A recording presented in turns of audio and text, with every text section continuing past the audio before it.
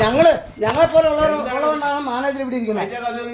എന്തോ നിങ്ങൾ ഇന്നലെ വിളിച്ചിട്ട് ഞാൻ മരിച്ചെടുത്ത് നിൽക്കുമ്പോ നിങ്ങൾ എന്താ പറഞ്ഞത്?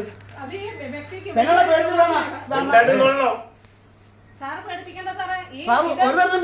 അല്ല, നിങ്ങൾ ഇവിടെ ഇന്ന് വന്നിട്ട് ലോൺ എടുക്കണം ഇതുവരെ പറഞ്ഞോ? പിന്നെ ലോൺ എടുക്കാൻ പറ്റില്ല. ആരോടും വിടാതിരിക്കാണ്. ഇതാണോ ഒരു മാനേജർ പറയുന്ന മര്യാദ? ഇങ്ങനെ പല മര്യാദക്കാർ പറഞ്ഞു. എന്താ സംഭവം? വിളിക്കും പോലീസിനെ. എത്ര കാലം ബാങ്കിൽ വരുന്നു? നിങ്ങൾ ഇന്ന് ഇവിടെ ഇത്ര നേരം വന്നിട്ട് ലോൺ വേണമെന്ന് പറഞ്ഞോ? ഏറ്റവും അവസാനം നിങ്ങൾ എന്താ പറഞ്ഞേ? അക്കൗണ്ട് ക്ലോസ് ചെയ്യണം. അതിന് പണിയെടുക്കും. ക്ലോസ് ചെയ്ത് ക്ലോസ് തരണം അക്കൗണ്ട്.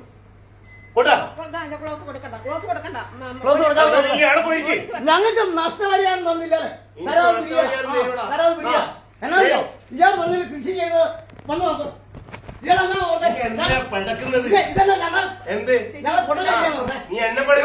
പല മാനേജർമാരുടെ അടുത്തും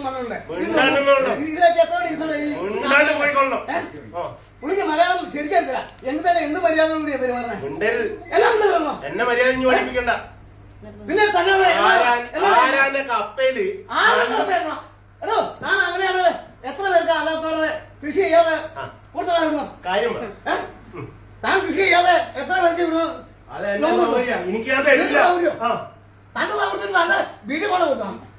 ഇവിടെയല്ല പറഞ്ഞേ. ഇവിടെ ജനങ്ങളോട് താൻ ഇവിടെ ഇരിക്കണേ. എന്നെ തരണോ?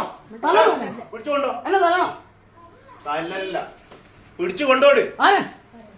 ഇവിടെ ബാങ്ക് ജനങ്ങൾക്കുള്ള ഞങ്ങളെപ്പോലെ ഉള്ളതുകൊണ്ടാ ഇയാൾ ഈ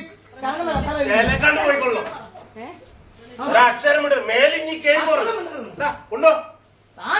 എന്താണ് ചോദിച്ചത്? പോയിക്കൊള്ളണം. എന്റെ കൊണ്ടുപോയിക്കോ. കാര്യം നടക്കണമെങ്കിൽ എനിക്കും വിദ്യാഭ്യാസമുള്ള പിള്ളേരുണ്ടല്ലോ. പിടിച്ചു കൊണ്ടുപോയിക്കോ. മേലെ നീ കയറ്. മേലെ കയറുന്നുണ്ടോ? എടാ എങ്കിൽ എന്നെ ഇവിടെ ഇത്രയും നാളെ എന്നെ കയറ്റി വരുന്നതാ. എത്ര വട്ടം കയറ്റി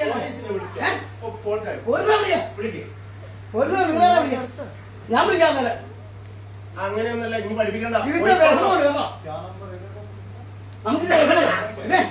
ആ കൊച്ചൊക്കെ എന്നെ അറിയുന്ന ഞങ്ങളൊരു നാട്ടുകാരാ. ഇവിടെ പല നാട്ടുകാരുള്ളതായി മിനിയാൻ തന്നെ ആക്ഷേപിച്ചു വിടാ.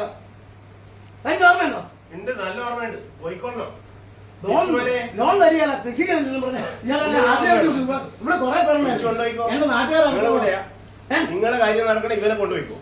മേലെ ഇവൻ കയറാൻ പാടില്ല ഇങ്ങോട്ട്. പുഷ്പയും